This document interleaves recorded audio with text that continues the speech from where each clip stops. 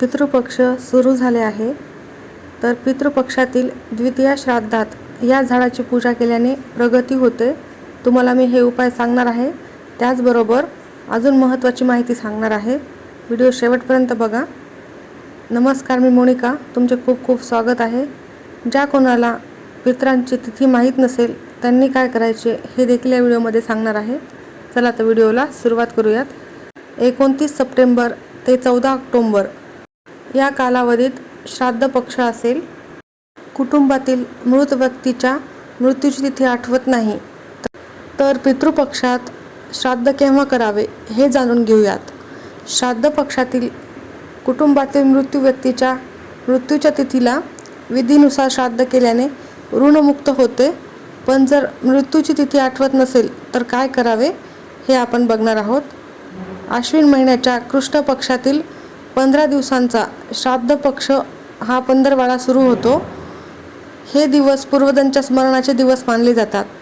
श्राद्ध म्हणजे श्राद्धाययत क्रियातेतत, भक्तिभावाने केलेल्या तर्पणाला श्राद्ध म्हणतात.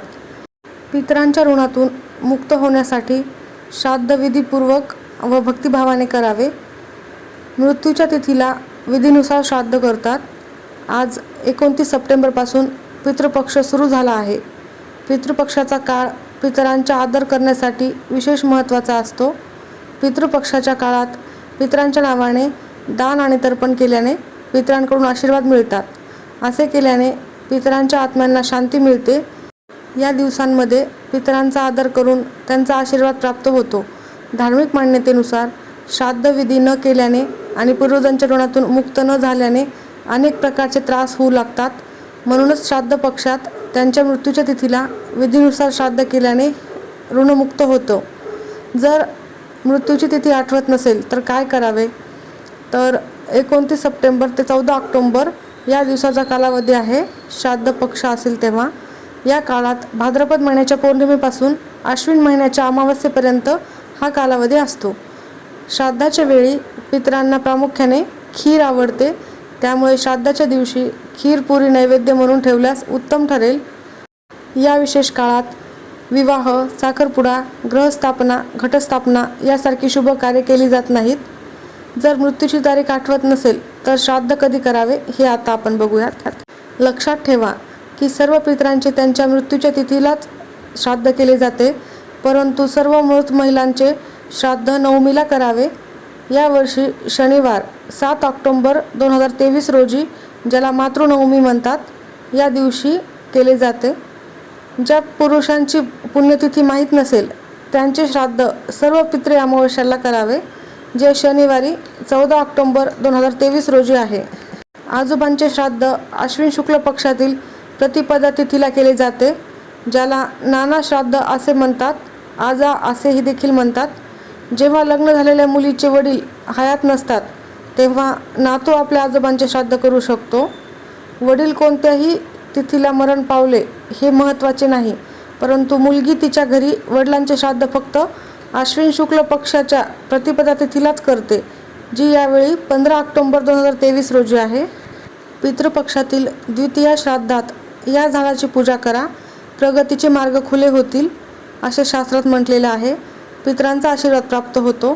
त्यामुळे आपल्या आयुष्यातील सर्व संकटे दूर होतात, पितृदोष शांत होतो.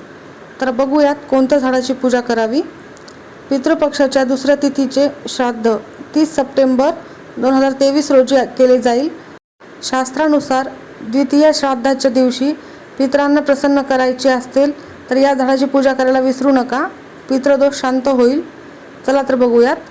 आश्विन महिन्यातील कृष्ण पक्षाची दुसरी तिथी 30 सप्टेंबर रोजी दुपारी 12:21 सुरू होईल. 1 ऑक्टोबर 2023 रोजी सकाळी 9:41 संपेल. संपूर्ण पितृपक्षात पितरांना तर्पण, पिंडदान करण्यासोबतच बेलपत्र, पिंपळ आणि वडाच्या झाडाची पूजा करावी असे मानले जाते की यामुळे पितरांना शक्ती मिळते, तसेच समाधानी राहतात.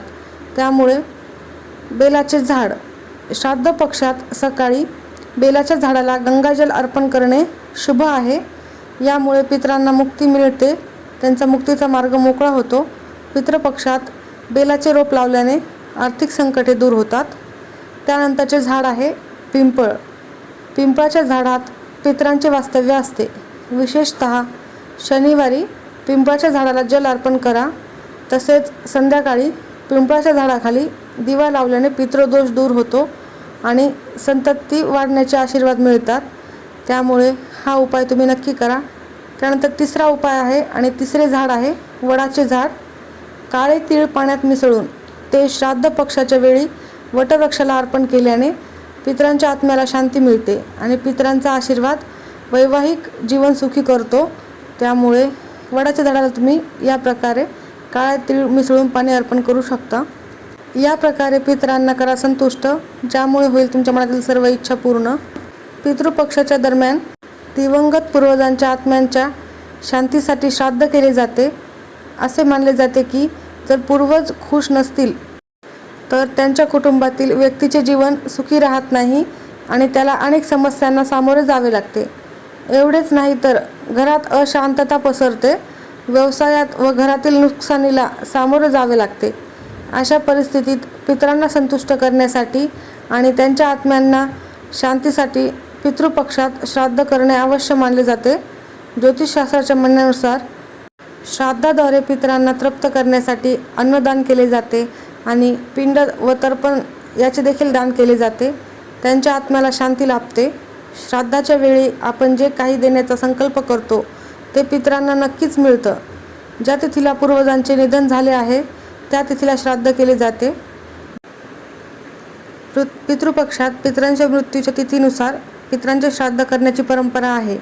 ज्यांची मृत्यूची तारीख माहीत नसेल अशा लोकांनी श्राद्ध अमावस्या तिथीला श्राद्ध करतात. पितृपक्षातील तिथीचे महत्त्व. पितृपक्षातील सर्व तिथींना विशेष महत्त्व आहे. उदाहरणार्थ, ज्या पितरांचा मृत्यू होतो त्या तिथीचे श्राद्ध केले जाते. द्वितीया तिथीला ज्या लोकांचा मृत्यू झाला असेल तर त्यांचे श्राद्धही त्याच तिथीला केले जाते. नवमी तिथीला ज्यांचे निधन झाले आहे त्यांचे श्राद्धही पितृपक्षातील नवमी तिथीलाच केले जाईल. ब्राह्मण भोजनाचे नियम बघूयात. पितृपक्षाच्या काळात ब्राह्मणाला आपल्या घरी आदराने बोलून त्यांना भोजन द्यावे. ब्राह्मणांना जेवण देण्यापूर्वी कुटुंबातील कोणत्याही सदस्याने अन्न ग्रहण करू नये. ब्राह्मणांना भोजन दिल्यानंतर गाय, कुत्रे, कावळे यांना जेवू घालावे. श्राद्ध दुपारी सुरू करावे असे शास्त्रात सांगण्यात आले आहे. ब्राह्मणाच्या मदतीने मंत्रोच्चार करून श्राद्ध सुरू करा आणि नंतर पाण्याने तर्पण करा. त्यानंतर पितरांना ध्यान करून त्यांना अन्न ग्रहण करण्याची प्रार्थना करावी. पितरांचे श्राद्ध करताना या मंत्राचा जप करावा. बघूयात कोणता मंत्र आहे ते. धार्मिक मान्यतेनुसार पितृपक्षाच्या काळात परलोकात गेलेल्या पूर्वजांच्या आत्म्यांना पृथ्वीवरील आपल्या कुटुंबातील सदस्यांना भेटण्याची संधी मिळते. तसेच ते पिंडदान आणि अन्न आणि पाणी अर्पण करण्याच्या इच्छेने आपल्या मुलांसोबत राहतात असे म्हणतात. श्राद्ध पक्षात मिळणारे अन्न आणि पाणी त्यांना शक्ती देते, ज्यामुळे ते परलोकात जातात. पितरांना प्रसन्न करण्यासाठी मंत्र. श्राद्धाच्या वेळी पितरांसाठी तर्पण आणि पिंडदान करताना या मंत्राचा जप करावा. या मंत्राचा जप करून पितरांना आवाहन केले जाते. असे मानले जाते की यामुळे ते आपल्या कुटुंबात येऊन श्राद्ध ग्रहण करू शकतात. गंगाजलात दूध आणि तीळ आणि जव मिसळून ठेवा. यानंतर अंजलीत पाणी घेऊन पितरांना 3-5 वेळा जलांजली अर्पण करावी. मंत्र आहे ओम पितृदेवताय नमः.